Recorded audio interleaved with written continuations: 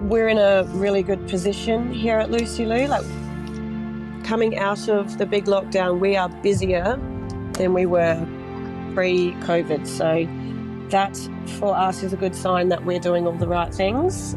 Yeah, I don't know what this next year is going to bring us. Like, we'll survive and we will grow, but a lot of places won't. This is the Deep in the Weeds podcast. I'm Anthony Huckstep. From little things, big things grow. It's a saying thrown around in Australia. It's a song by a famous Australian, and it embodies a sense of opportunity. A seed sown can spring a big crop for a new season. The inspiration for a kid in a small country town to grow and leave and make it in the big city.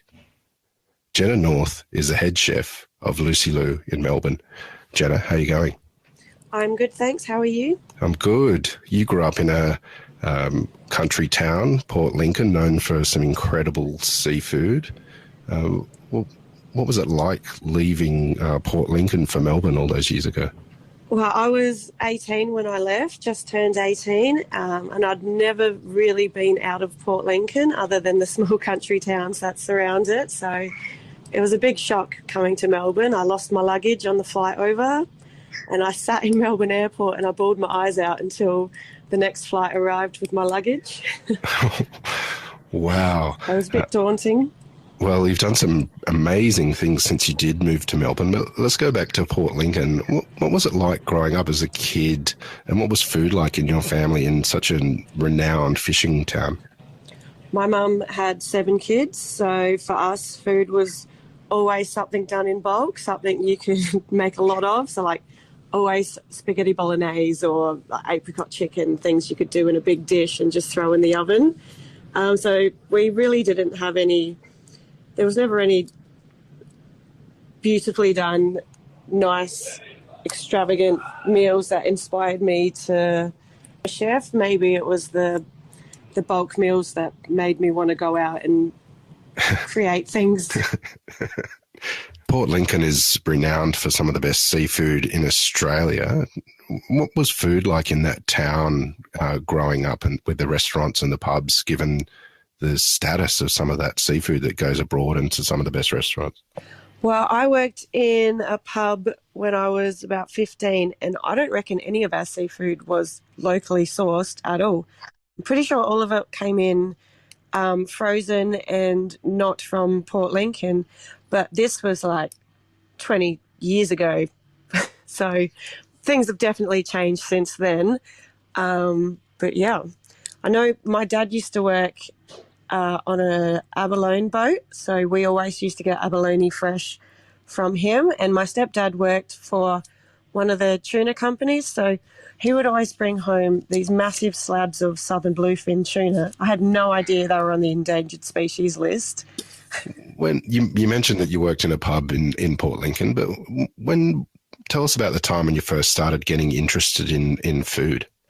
So in grade 10, we had to do work experience, and I chose to work in the pub because they were the only company that would take me on. I was a bit slow to getting that organised. So I worked as a kitchen hand for the 2 weeks, washing dishes and making cold salads, and they were really low staff, so they put me on as so I'd finish my work experience, and I reckon through grade 11 and 12, I worked 5 nights a week in the pub washing dishes. It's a good learning experience. And then at the end of year 12, I really had no career pathway. So for no reason, I chose to do Certificate 3 in commercial cookery at the local TAFE. And it went from there. So I never really wanted to be a chef. It just it's just how my life sort of worked out. At the top of the show, you mentioned about the trip to Melbourne, the decision you made to move there, and it was, fraught with a couple of issues with luggage and things like that.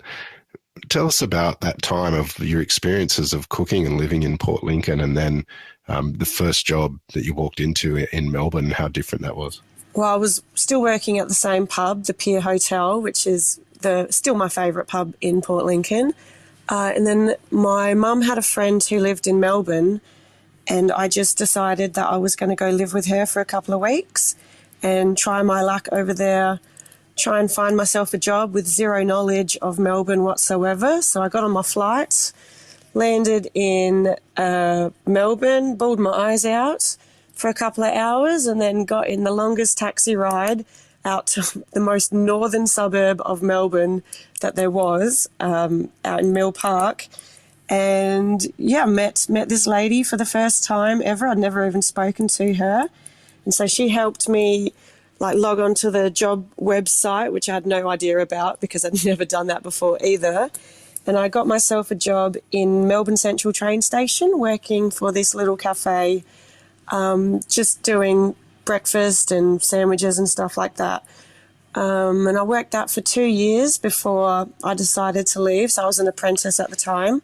You ended up doing some of your apprenticeship at the Hatted Balzaris on Lygon Street. Tell us about that period of time and how you got the job and what it was like in that kitchen. Well, I applied for the job online and I went for a first interview with the head chef at the time. That was Joel Valvasori. And in the interview, he was talking about how he wanted to take the next step with the restaurant and bring it up to a hatted level. And I had zero idea about what a hat was or anything. And you couldn't Google it. I couldn't figure out what it was. And I just bullshitted my way through it. I was like, yep, cool, hats, love them. Let's do it. And so this is where my passion probably started to kick in because Joel was very passionate about his cooking and he really loved Northern Italian food. It was where his grandma was from. That was the style of food for the restaurant. And from there, I learned how to make handmade pasta. And I always thought that would be my future. I would be like the best pasta maker in Melbourne. And yeah, it was a good experience, but the restaurant wasn't really run that well. So it sort of sunk after about 2 years. Were there any dishes that you remember that sort of changed your perspective on a career in cooking from that time? There were no real dishes, but the way that Joel was so passionate about his food really made me sort of work more on my own skills and try and create things that were nice rather than just pumping eggs out on toast. That led to a role at Church Street Enoteca. Tell us about what it was like in that restaurant and how it changed you. Well, Joel got me the job at Church Street Enoteca because we all packed our belongings and left Balzari because it was not going so well there for us all at the time. So he got me the job as the pasta making chef at Church Street Enoteca, and I worked under a couple of really great head chefs over the 2 years that I was there. And they gave me the freedom to be able to put my own spin on the dishes. I was able to play with different pastas, different flours, different sauces. I think one of the dishes I made there ended up being the review for the Good Food Guide for I forget what pasta it was actually. It was so long ago. And yeah, that was probably the best job I ever had, was working at Church Street Enoteca. It was fun. The kitchen was nice. It was the first kitchen that wasn't really tense and, you really had to work your way up there. It was just a really good environment to work in. And I hadn't done that yet. I'd never worked in a kitchen that was a good environment. After quite a few years in Melbourne and working in some great restaurants, how different was your life becoming to Port Lincoln? Well, I only really went back to Port Lincoln for weddings and funerals. It was just, I put all my focus into work. So I never took holidays and I never put time out for myself. So weddings and funerals was it. And there weren't many of those over the 10 years that I had been up to at this point. But when I would go back, there were little changes throughout Port Lincoln. The cafes were popping up, nice food was popping up. It was just sort of changing, and I really noticed it because I'd been gone for 2 or 3 years by the time I'd taken a trip back there. Back in Melbourne, you took a detour from Italian food and joined the Smith to work with renowned chefs like Michael Lambie and Brad Simpson. Tell us about that period of time. Well, after I left Church Street Enoteca, I reckon I had 10 of the shittiest jobs of my life. Just terrible. 2 months here, 1 month here. Everything was really bad for about 6 months. And then I ended up getting a job with Brad and Zach and Michael at the Smith and Perrin. Their interview, I was so broken by the time I got to that interview. They would ask me questions like, where do you see yourself in 5 years? And I'd say, I don't know, working. So they took me on with those answers. I don't know why. And I was just a prep chef. I would come in, I think it was the start of December of the first year that they were open, and they were so busy, and I would just pick herbs and chop like fresh produce for the salad section. And I just like made my way back out of this horrible place that I was in. And yeah, they had faith in me, and I was there 2 years before they opened up Lucy Lou, and they asked me to be a part of that. And I said yes. Actually, they really didn't give me an option. It was go to Lucy's, love it, stay, or go to Lucy's, don't love it, go back to the Smith. So Well, that period of time when you said you had about 10 different jobs and it was a really difficult and challenging moment in your life, why did you go through so many jobs, do you think? I don't have a good answer for that. I think I was just going in to help friends out, and then those friends would leave and expect me to take the place of them. And then, like, they were obviously leaving for a reason and stitching me up. So I just sort of bounced from cafe to restaurant to a hotel at one point. I think the hotel was the worst job I ever worked at. Imagine doing breakfast, lunch and dinner 6 a.m. till midnight, pretty much 6 days a week. That was soul destroying. The chance to work with Michael Lambie and Brad Simpson and Zach Cribbs, you got the opportunity to work at Lucy Lou Kitchen, which you are now the head chef of, but you first moved over there and worked your way up in the kitchen. How different was that restaurant given the cuisine that they're cooking and your background? I had never worked in Asian food before. There was a little bit of it at the Smith because they were like a global restaurant, but I'd never even gone to like Asian restaurants to eat out unless it was Chinatown. So I really didn't have any knowledge of it. But I got given this choice and I took it. And so I started going out to like nice Thai restaurants. I think Jinder Thai was really my favourite up in Richmond, and they just how bold their flavours were, and you didn't have to weigh anything out, which I really love because I'm terrible at putting time in to weigh things out to make things. I prefer to, mix a couple of ingredients together, taste it, and then go from there and see how it comes out. So you really have that ability to not be able to follow recipes in Asian food. And yeah, I loved it. Tell us about working your way up through the kitchen there, and because now you're the head chef. How did it change your career working with Lucy Lou? So I started off as a chef de partie for the first couple of weeks, and I didn't know it at the time, but they were just sort of letting us fight amongst ourselves to be the next sous chef, or the first sous chef rather. And I reckon my first 2 weeks working at Lucy Lou, I did not pick up my knife once. I just got in there, got everyone else organised. I remember going out to Zach and laughing to him, saying I haven't even touched my knife today. And yeah, that's why I got the job of the sous chef, because I organised the whole kitchen without even knowing it. And yeah, that's what they were looking for. And so I became the sous chef, and then a couple of years later, I don't know why I've stuck around so long. It's that it is actually a really great job, and they give me so many chances to just run the kitchen myself, Like, I've been doing it for 5 years now, I think. What does it take from your perspective to be a head chef of a successful restaurant? You need to trust your team, definitely. And I don't know, don't be an asshole. I'm not sure. Well, tell us about the food that you're cooking there and the influences, and where does a dish creation start and end for you?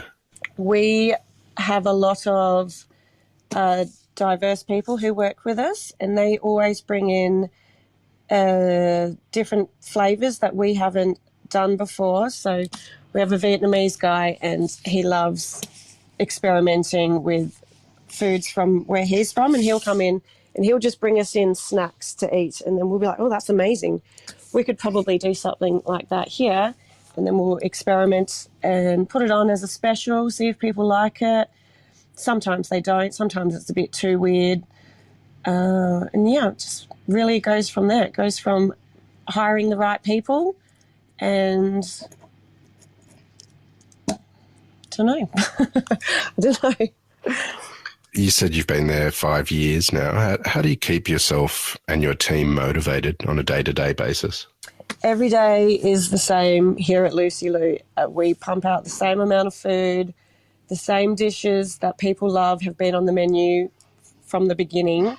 So to stay motivated, we normally do up really, like we have a set menu which we can change whenever we want. And so we get the juniors to get involved in that and play around with dishes. And that keeps them motivated, and that keeps us senior chefs motivated to keep going with the same dishes we've been doing from the beginning. Yeah, I don't know. I'm a pretty placid person, so for me, I don't require much to stick around in a job, just good bosses and letting me do my own thing. The last year and a half has been challenging, particularly for those in Melbourne. You're currently in your 4th lockdown. How has the last year and a half changed you? Well, lockdown was hard because we started doing takeaway and it's really soul destroying. Like, I survive on like the feel of the restaurant, the customers that come in. It's not so much the food that we're making, it's how people enjoy it and the vibe of the service. And so to pack things into takeaways is just so mind-numbingly destroying. And every day was a struggle when we were doing the takeaway, and we're doing it now again, but lucky it's only for a couple of weeks. But during the big lockdown, I got a job in a factory packing pallets for Safeway, which also mind-numbing. Just put a little headset on and off you go. But it was different. It was a nice break from packing things into plastic. And we really tried hard to give as many chefs as much shifts as possible. And that was challenging. Having to call up and tell your casuals that you don't have enough money to pay them to put them on the roster this week. That was awful. Yeah, and then to do it again a couple months later. Well, you're currently on the 4th lockdown at the moment. How different is that sort of this period of time compared to what you've experienced before? We were ready for this lockdown. So the way the cases were coming in and what the government was saying, we ran the food in the restaurant down as low as we could and just prepped up all the stuff that we can do takeaway with and rerun with that. So the changeover wasn't as bad. There was certainly not as much wastage this time around. That was a killer last time too, the amount of stuff that we had to give away or just throw in the bin because we'd already opened the packets and charities wouldn't take it at the time. So, yeah, that was pretty awful. You mentioned that you worked at Safeway for a period of time. Did that experience at Safeway change the way you feel about cooking? It didn't change the way I feel about cooking. It made me realise when we get deliveries and stuff that it's not the driver's fault that the delivery is wrong because I was pick packer the safe way. So, if the orders were wrong, it was my fault, not the driver's fault. But no, in terms of cooking, we certainly do a more conscious effort not to waste produce, and to, like, if we can give it away, we do give it away. And yeah, so that has come from it for sure. What's the feeling in Melbourne and for yourself at the moment with these continual lockdowns and the impact on the industry? How are you feeling about the next year or two with your role in the restaurant and those industry professionals around you as well? We're in a really good position here at Lucy Lou. Like, coming out of the big lockdown, we are busier than we were pre-COVID. So that for us is a good sign that we're doing all the right things. And yeah, I don't know what this next year is going to bring us. Like, we'll survive and we will grow, but a lot of places won't. All those years ago when you had the job interview with Michael Lambie and Brad Simpson, they asked you, where do you see yourself in 5 years? And you'd come out of many different roles. How are you feeling now? Where do you see yourself in the next 5 years?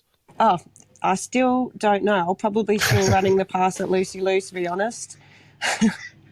Hopefully they open up a new restaurant, and that'll be a nice change if I get to go into that. But by the way things are going, I don't reckon anyone will be opening new restaurants. So I reckon I'll still be at Lucy Lou. Well, Jenna, I don't think that's a bad thing. It's a very, very busy restaurant. You've done incredible things with it. We've loved having you on Deep in the Weeds today to share your story. Good luck with the rest of this lockdown, and hopefully you open up again to big crowds again soon. Yes, thank you for having me. This is the Deep in the Weeds podcast. I'm Anthony Huckstep. Stay tuned as we share the stories of Australia's hospo community, suppliers and producers in search of hope during this pandemic. Special thanks to executive producer Rob Locke for making this all happen. Follow us on Instagram at Deep in the Weeds Podcast, or email us at podcast@deepintheweeds.com.au. Stay safe and be well.